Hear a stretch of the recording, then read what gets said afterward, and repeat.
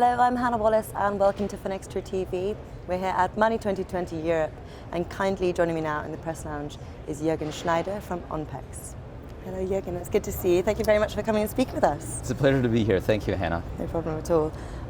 So to start off, I want to talk to you about transformation and open banking. It's a big topic at Money 2020 as well. What's your view on this? I mean, how do you see it evolving, developing in the market? Okay. So open banking has sparked a lot of excitement in recent years because it has the potential to completely redefine the customer experience in financial services. But putting it into practice and turning it into reality is a totally different thing.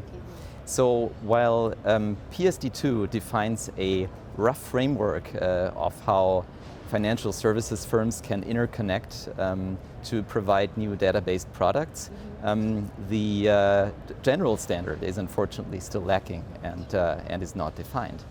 So what we're currently seeing in the market is that each bank and each fintech is creating its own interpretation of the law, which results in many different APIs being there in the market.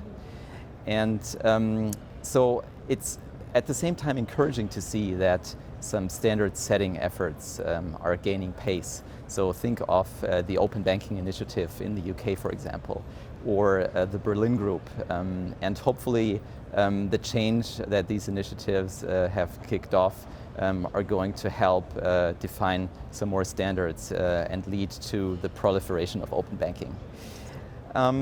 Speaking about banking transformation in general, I think many people have come to realize that the incumbent banks have not really been the main drivers of change in the past couple of years, but it's important to note that they will remain a vital part of the ecosystem in the years to come.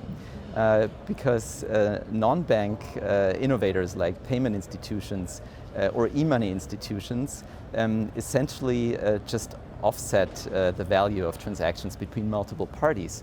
And it's the domain of banks to connect to the clearing system and actually move the funds in the end.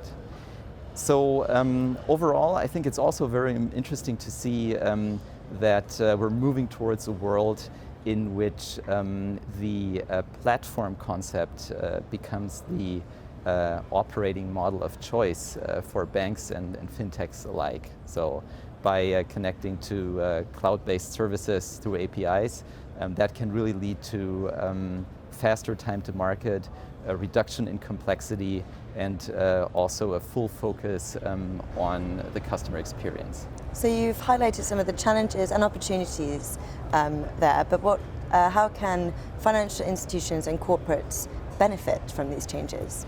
Financial institutions and corporates can benefit from open banking in many different ways. I'd just like to highlight three.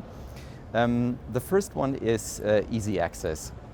So by connecting to a cloud-based service, companies can today easily consume a fully integrated payment and banking solution that offers multi-currency IBANs, transaction banking, and also Forex. And this just with a simple API integration and without the need for maintaining any complex and expensive infrastructure. The second benefit is automation.